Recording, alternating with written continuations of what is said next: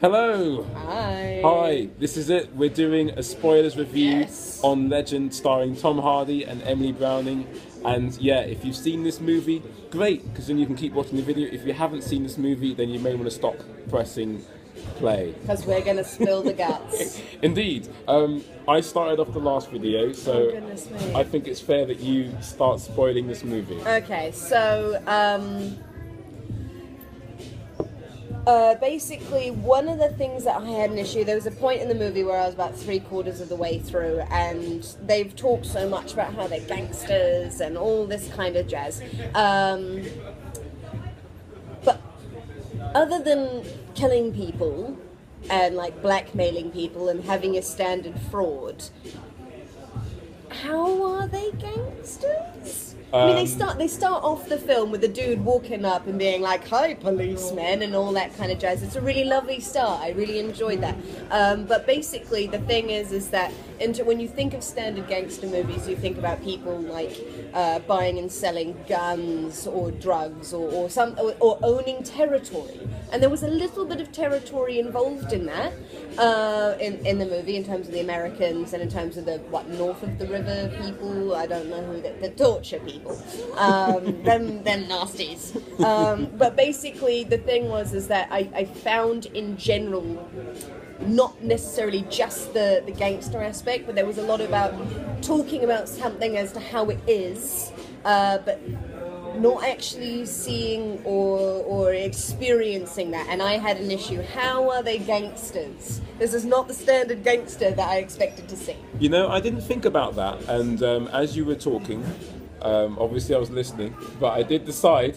Oh God, so you stopped listening. I decided to myself that essentially they had a choice of actually showing us the rigmarole of being a gangster and making it very factual, or they could have shown us the emotional weight that these two characters have to carry throughout the movie, and most in particular Emily Browning's character and what she goes through seeing it from the inside. So they had a choice. I think if they'd gone too far into showing us what the extortion racket was or telling us about the protection racket, then it would stop becoming an emotional investigation and it would become a documentary. I agree. But the thing is that they are put on this pedestal from the very start.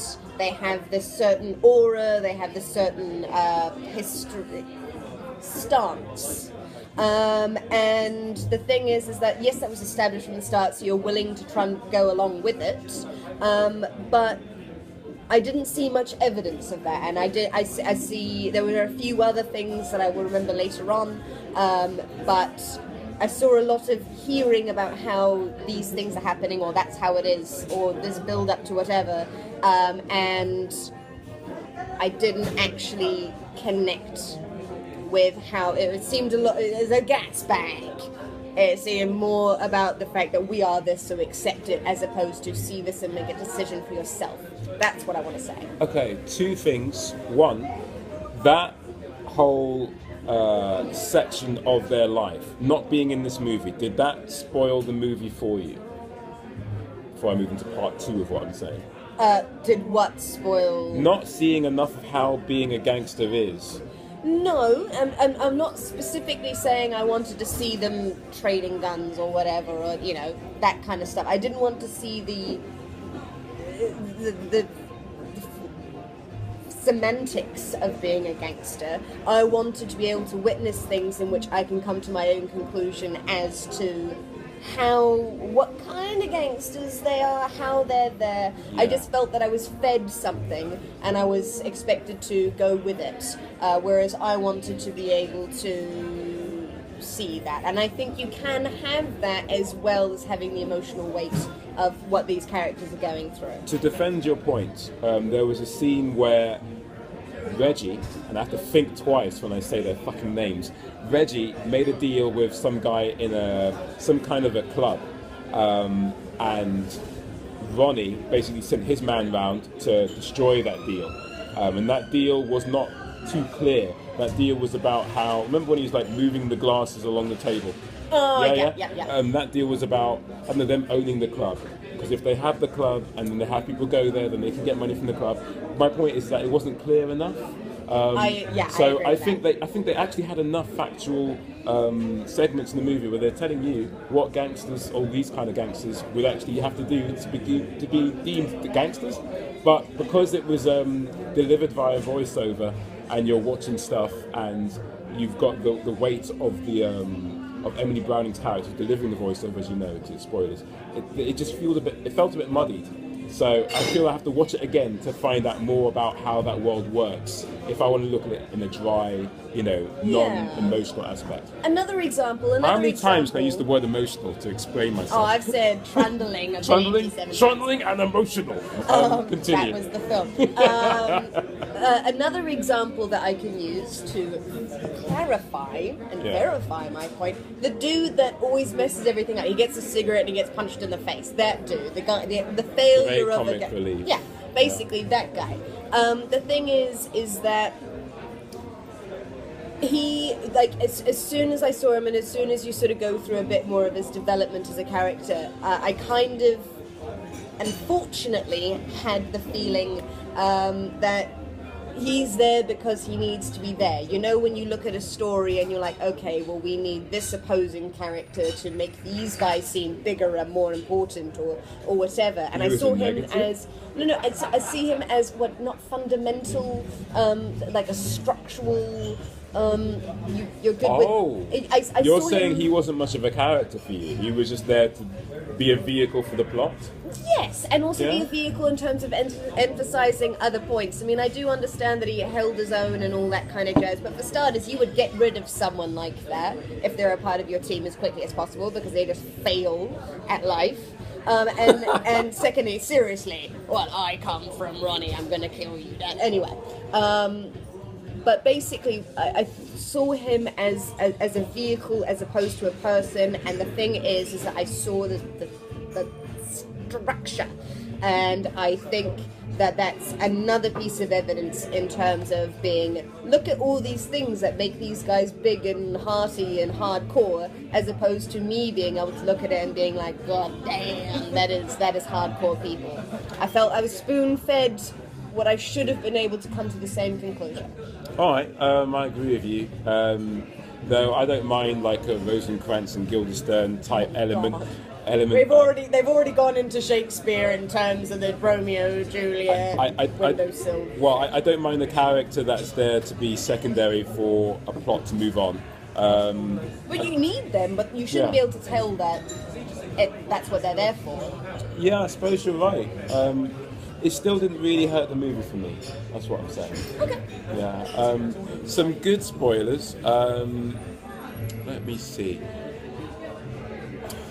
It's tough because we don't know, me and Grace, because we haven't read the book it was based on, have we? We can admit didn't know it was a book. Maybe there was a book. It was in the credits. There was the book. Yeah. Something violence. It was called. But yeah, because I don't know what characters have been amalgamated for the story to have a more impactful appeal on the cinematic audience, because I don't know what things have been chopped out for the film to have a certain amount of sense.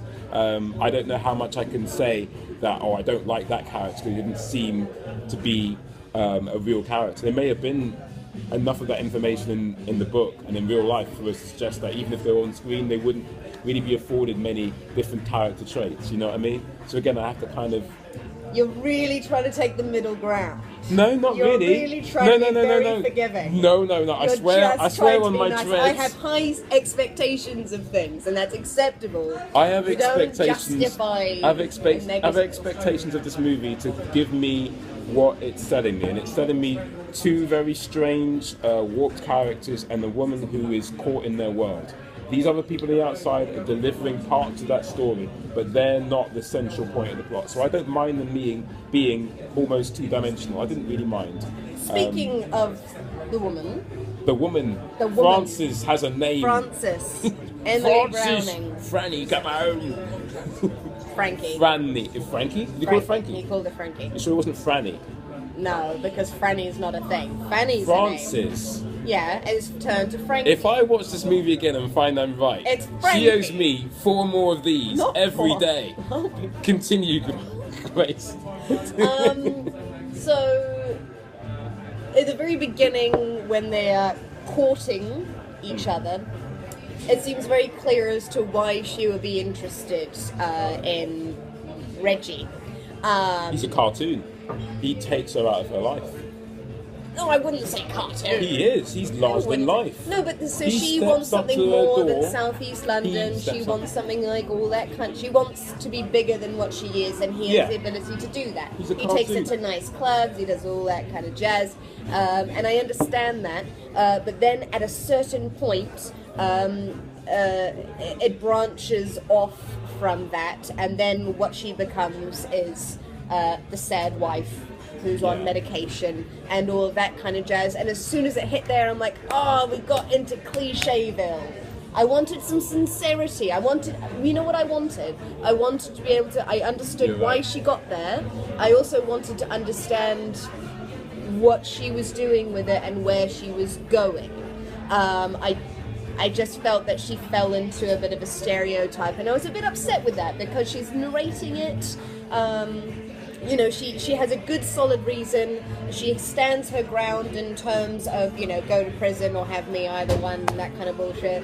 But basically, she fell into a cliche. And second, yeah, that's what that's why I was a little bit disappointed. Yeah. What is that noise? That is Distracting. Distractions aside, what happens in real life with Francis is obviously something that I think, if there's just facts there, it sounds like there's a big bar fight going on outside. But don't worry, viewers, we're safe. the movie isn't happening The movie right here. isn't happening. Humphrey is guarding us. Wait, Humphrey? Humphrey is guarding that's us. him. I don't think that it's fair to say that cliche is something that they. Cliche is wait, very let me insincere, finish. They had the facts. They made a movie, and if there's anything that can defend what you're saying, is that maybe we shouldn't have had her as a voiceover. That's my. Doom is happening. Maybe we should have been going through the voiceover of the good one, Reggie. Who? Reggie Do you Cray, really the think good that one. Reggie- I've actually called him the good one. That's how they warped my brain when it comes to morality. But do you think that... I don't think it should have been done by Reggie. I think it's overdoing Reggie. In terms of narration, as in terms of who I think... In fact, you know what would be interesting? No If it was- narration? No. Reggie's and Ronnie's mum. Oh no. Oh, come on. Really? Oh, come on. Really? Why? The moral high ground, the person who installed it from when they were but babes. Oh, actually, you're right, because then we'll get more of an idea of who they were beforehand.